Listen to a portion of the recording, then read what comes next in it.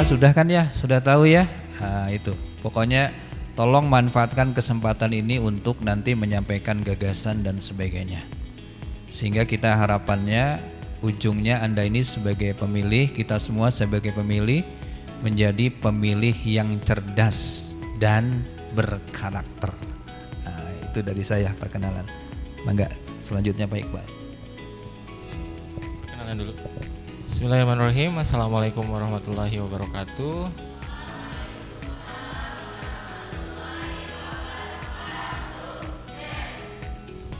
Ya, sebenarnya kurang tarik apa ya, belum mau tarik. Itu ada diskriminasi supporter. Allahumma sholli ala sayyidina Muhammad wa ala ali sayyidina Muhammad. Rabbi sholli shodri wa yassirli amri wahlul 'uqdatam min lisani yafqahu qawli. Perkenalkan, nama saya Muhammad Iqbal, SPD MSI. Sekolah saya sebetulnya saya tidak layak di sini ya, karena memang yang di samping saya adalah guru saya sendiri. Jadi pada waktu itu masuk sarjana di PMPKN, Pendidikan Moral Pancasila. Sama nggak jurusannya? Oh, sama ya, berarti senior kudu nurut kajian. Jadi masuk 99, Pak Saiful dosen muda pada waktu itu sama Prof Kokom dan Pak Yoga ya.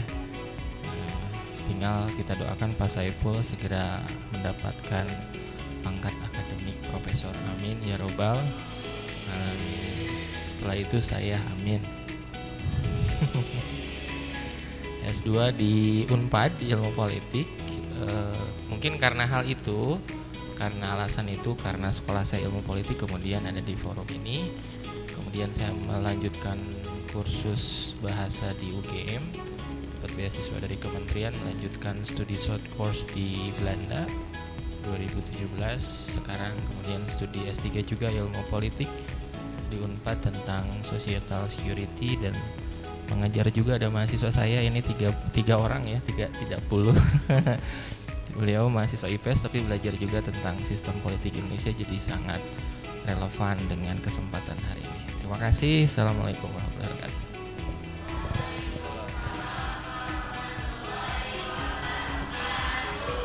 Yes, ya, tepuk tangan, oke.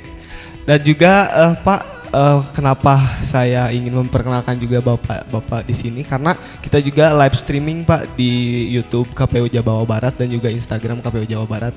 Ya, tadi juga untuk tadi Pak Saifullah menyebutkan menjadikan pemilih ataupun menjadi pemilih cerdas dan juga berkarakter. Nah, maksudnya pemilih cerdas dan berkarakter di sini untuk menyiapkan mungkin generasi milenial ataupun generasi Gen Z sekarang tuh seperti apa gitu Pak, buat teman-teman di sini juga gitu. Kenapa harus cerdas dan berkarakter? Nah, sekarang ini kan orang cerdas tidak sedikit, banyak betul ya? Banyak. Tapi menjadi orang yang berkarakter dengan berintegritas, jujur, apa adanya gitu ya, bertanggung jawab, ini yang kurang sekarang ya. Kalau orang cerdas banyak, tapi bagaimana menjadi orang yang jujur itu yang sangat susah. Karena itu dalam konteks pemilih ini ya, saya mengangkat tema itu, tidak hanya cukup cerdas tapi juga berkarakter. Harapannya betul-betul pemilih itu di samping cerdas, dia juga harus berintegritas, jujur, kemudian bertanggung jawab. Ini harapan saya ya. Mudah-mudahan nanti termotivasi nih para pemilih kita, baik yang hadir di sini secara langsung maupun yang menyimak secara luring melalui live streaming ini ya. Harapannya seperti itu. Begitu Mas. Tadi ada juga kan banyak juga ya teman-teman di luar sana, banyak orang-orang pintar tapi tidak berkarakter gitu. Mungkin bisa juga banyak orang pintar bisa korupsi dan sebagainya. Berarti kita harus mempersiapkan juga dan juga tahu mungkin untuk pemilu 2024 ini teman-teman harus tahu visi dan misinya juga para calon-calon yang akan datang seperti itu. Mungkin korelasi antara cerdas memilih itu untuk generasi kita gitu Pak. Bahkan di pemilu 2024 ini tuh ada sekitar 55% gitu pemilih muda ataupun generasi Z ataupun milenial untuk bisa tahu gitu para calon ini memiliki cerdas dan juga berkarakter agar kita tuh nggak salah milih gitu. Nah, menurut Bapak yang udah barangkali beberapa kali sudah nyoblos gitu, apa sih biasanya tips and triknya juga gitu untuk para pemula kita seperti apa seperti itu? Ya, terima kasih ya. Jadi tadi disampaikan oleh Pak Adi ya, Betul bahwa sebagai pemilih kita ini harus betul-betul memahami visi dan misi dan program dari apa yang ditawarkan oleh calon-calon yang akan kita pilih. Saya kira itu sebuah keharusan ya. Apalagi Anda ini yang tadi besarannya 55% sebagai Gen Z begitu ya. Harus betul-betul menunjukkan itu. Bahkan tidak hanya cukup pemilih rasional, tapi juga harus kritis. Menyoroti bagaimana program itu, ya kelayakannya seperti apa. Ini layak nggak program itu? Ya, turunan dari visi dan misi yang dijabarkan oleh mereka, dikritisi oleh mereka. Paling memungkinkan karena mereka ini kan generasi muda yang lagi penasarannya itu tumbuh, sense of curiosity-nya itu tumbuh, rasa penasarannya itu sangat tumbuh, luar biasa ini mahasiswa. Karena itu dengan saya mengangkat pemilih yang cerdas dan berkarakter itu, korelasinya seperti itu Mas.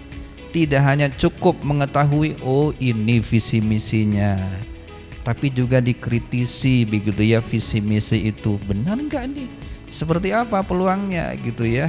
Jangan-jangan nih yang ada hubungannya dengan generasi muda belum masuk, yuk dikritisi. Dengan begitu nanti ada masukan untuk calon-calon itu, sehingga calon-calon yang nanti akan dipilih itu betul-betul sesuai dengan aspirasi kita. Masuk nih karena memang mengangkat masalah kepemudaan misalnya dan sebagainya, sehingga dengan begitu nyambung antara apa yang mereka bawa dengan aspirasi kita atau Anda sebagai pemilih. Begitu ya korelasinya. Kalau ada calon, ini kan calon gubernur dan wakil gubernur kan ada 4 ya. Yang pertama kita, yang kedua JJ, yang ketiga Asik, yang keempat Dedi. Ini kan calon 4 ya. Nih kalau ada calon yang kelima ngasih uang 500.000, terima nggak? Yakin? Halo, assalamualaikum. Kalau ada calon nih yang kelima ngasih 500.000, terima nggak? Terima nggak? Nggak sekarang gitu, nanti sore malam. Kalau ada calon yang keenam ngasih 1 juta, terima nggak? Tuh kan lama ngejawabnya itu antara moral, nilai moral dengan kebutuhan itu berbeda. Nah itulah yang disebut dengan daya tahan, integritas pemilih. Kalau ada calon yang ke-7 ngasih 1,5 juta, terima nggak? Semakin lama lagi menjawabnya, artinya jangan-jangan kita belum masuk ke dalam kategori pemilih yang kritis, apalagi yang idealis. Jangan-jangan kita sendiri, jangan dulu nyalahin orang lain ya, karena pemimpin itu adalah refleksi daripada pemilihnya itu sendiri. Jadi kalau pemilihnya berintegritas, bisa jadi pemimpinnya pun juga berintegritas. Tapi kalau kita kemudian dalam proses memilihnya itu adalah politik transaksional, jual beli suara, jangan harap ada perbaikan pembangunan. Contoh, 500.000 rupiah saya terima, kira-kira saya pakai setahun. Setahun itu adalah 360 hari. 500.000 dibagi 360 hari, maka jatuhnya adalah 1444. Sehari saya makan pakai uang 1.000 bagi 3 kali makan, berarti 1 gorengan bala-bala dibagi 3 sepoin. Coba bayangkan. Kalau orang kemudian mengasih 500.000 hari ini kepada 33 mahasiswa, kira-kira habis berapa juta? 15 juta untuk di ruangan ini. Beda fakultas 15 juta, beda kampus 15 juta, beda daerah 15 juta. Habis berapa tuh calon? Kira-kira calon mikirin visi misi atau mikirin buat serangan pajar? Serangan pajar. Sementara kita kemudian ngegembor-gemborkan Indonesia emas di 2045. Kalau proses pemilunya adalah transaksional, saya tidak mau menjadi Indonesia perak, perunggu, harapan 1, harapan 2 dan lain sebagainya. Indonesia cemas. Gitu ya. Cek bahasa Sunda nama non Indonesia hariwang. Pika hariwangen begitu ya. Oke, itu dulu ya. Enggak. Oh berarti barusan ngobrol lah sama teman-teman juga ketika nanti ada calon-calon yang menggunakan politik praktis, terus juga nembak kepada kita-kita yang ya uang dan sebagainya. Itu mungkin jadi sebuah tantangan juga mungkin jadi tantangan untuk pemilih-pemilih pemula yang seperti tadi disebutkan. Nah, walaupun ya realitasnya kita juga ya butuh uang dan sebagainya. Nah, tetapi gimana sih cara menolak politik praktis ataupun pragmatis seperti itu dengan keadaan kita juga membutuhkan uang seperti itu. Karena kan maksudnya tuh gini Pak, di zaman sekarang tuh kan banyak lah politik praktis ataupun pragmatis tersebut tuh dibaluti dengan segala hal gitu tentang nanti sosialisasi atau kampanyenya berupa makanan, berupa kopi biasanya buat kita yang masih muda tuh. Nah, cara menolak seperti ajakan-ajakan seperti itu kayak gimana sih Pak kayak gitu? Boleh. Baik, ada juga yang ngajarin kayak gini. 500 dari calon yang kelima ambil. 1 juta dari calon yang keenam ambil. 1.500.000 dari calon ke-7 ambil. Total seberapa? 3 juta. Terus bayar pinjol gitu ya. Seri. Sugan menang ternyata coba babak belur. Terus kemudian kebutuhan sehari dan sebagainya. Kalau kemudian Anda memilih 1, memilih 2, memilih 3, kemudian ujungnya untuk berjudi, ya jangan harap ada Indonesia welfare state atau negara yang sejahtera gitu kan. Jangan harap besok lusa nuntut program kerja yang pro masyarakat. Jangan harap kemudian para calon waras dengan program kerjanya, karena dia akan memikirkan political kickback. Dia ngembaliin modal tuh bagaimana, yang akan dia di tahun pertama atau periode pertama itu adalah cost politiknya berapa.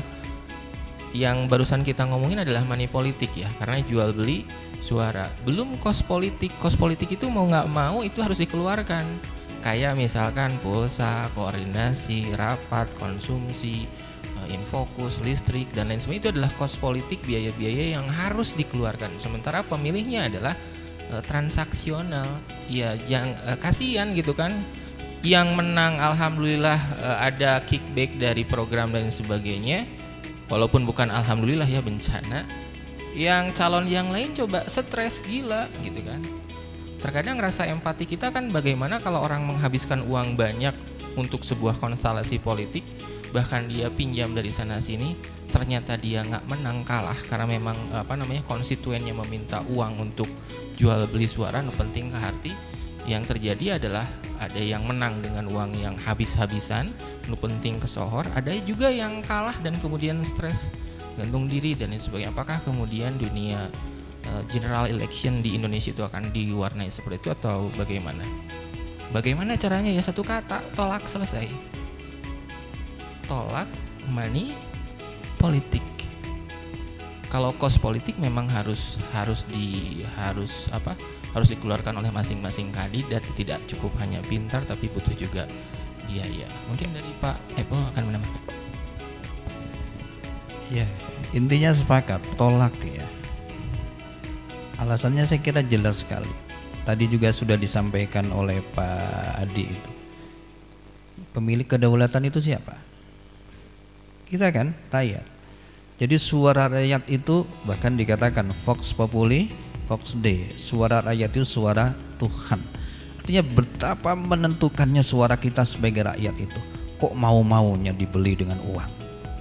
Coba itu. Padahal suara kita itu sangat mahal, sangat berharga. Mau ditukar dengan uang misalnya 200, 500 dan seterusnya, bahkan jutaan dan sebagainya. Murah banget. Ya.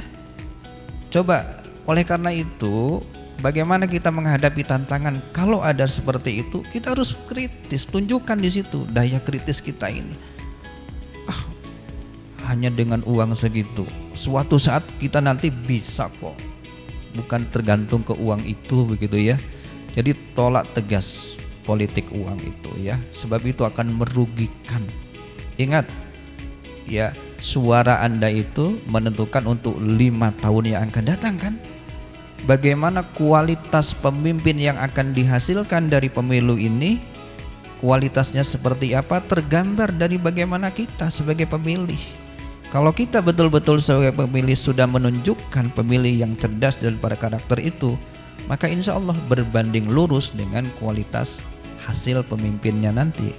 Jadi suara kita sebagai pemilih yang cerdas berkarakter akan menghasilkan pemimpin yang berkualitas. Tapi kalau kita belum menunjukkan itu, berbanding terbalik. Ada politik uang, ada serangan ini itu dan sebagainya. Ya, prosesnya kotor dan sebagainya. Maka apa yang dilahirkan semuanya itu jangka pendek. Tadi kata Pak Iqbal itu ya. Jadi calon-calon yang terpilih itu bagaimana berpikirnya mengembalikan modal dan sebagainya. Boro-boro memperhatikan apa yang menjadi harapan keinginan masyarakat. Jadi satu kata kunci, tolak tegas politik uang. Begitu Mas.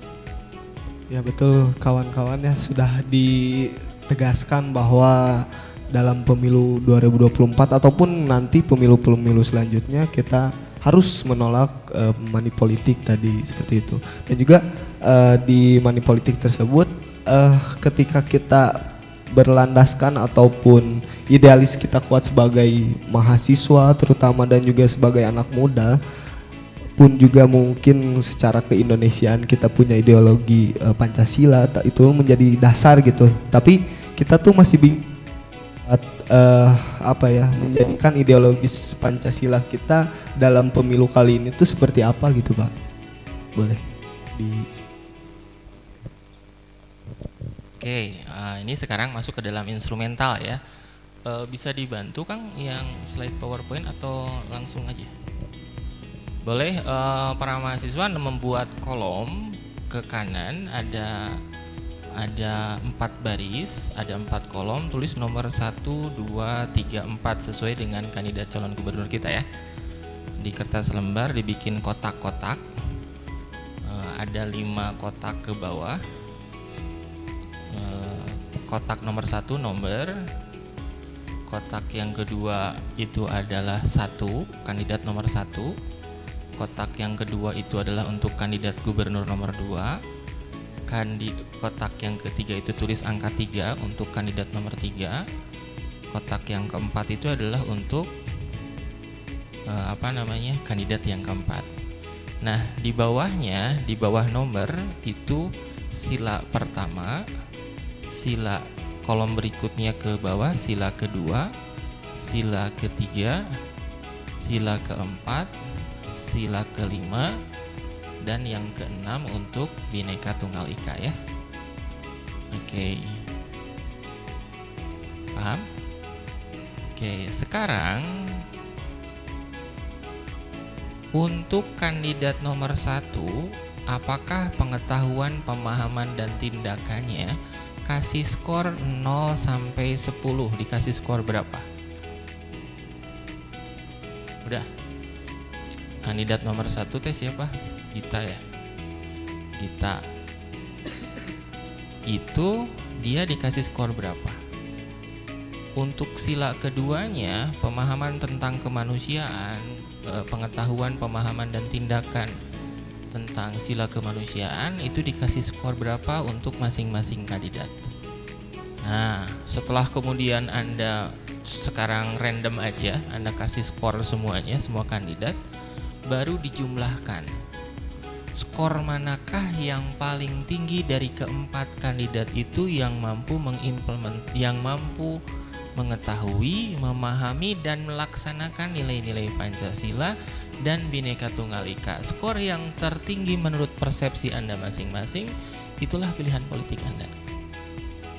Sehingga dengan pertimbangan politik itu, kita berharap agar pemimpin gubernur dan wakil gubernur yang akan datang adalah mereka yang mampu memahami, mengetahui, memiliki sikap dan tindakan dalam program kerja selama 1 periode 5 tahun ke akan datang, tidak nabrak-nabrak nilai Pancasila. Kalau nabrak-nabrak nilai Pancasila, yang terjadi adalah huru-hara, protes, gesekan nilai dan lain sebagainya, sehingga kemudian kita menjadi tidak produktif 5 tahun yang akan datang. Jadi bagaimana program untuk sila pertama, sila kedua, sila ketiga, sila keempat, sila kelima, dan menjaga keberagaman Indonesia yang begitu beragam, Bhinneka Tunggal Ika, Tanharna, Dharma, Mangwa. Nah, penghitungan yang simple itu saya kemudian sudah buat dalam sebuah web yang namanya Indeks Demokrasi Pancasila. Pemilihan bupati saya sudah ukur, pemilihan bupati presiden pun juga saya sudah ukur, yang sekarang terpilih dengan kedua kandidat yang lainnya, tapi belum dipasangkan ya antara Pak Prabowo, kemudian Pak Anies Baswedan dan Ganjar. Itu masing-masing sudah ada skornya. Saya suka di-share di setiap momen akademik dan momen perkuliahan. Jadi kita akan rational choice based on Pancasila as our ideology. Begitu.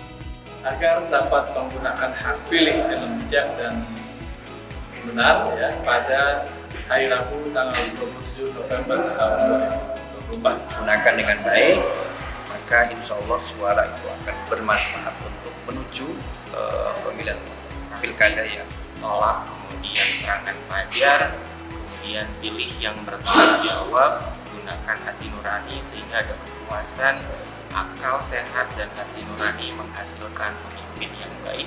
Selain daripada itu juga harapan untuk masyarakat pada umumnya, jangan sampai masyarakat terlena apalagi mau suaranya dibeli dengan nominal yang tidak seberapa, karena nantinya itu akan merusak sistem kepemimpinan, sistem pembangunan maupun sistem demokrasi di Indonesia. KPU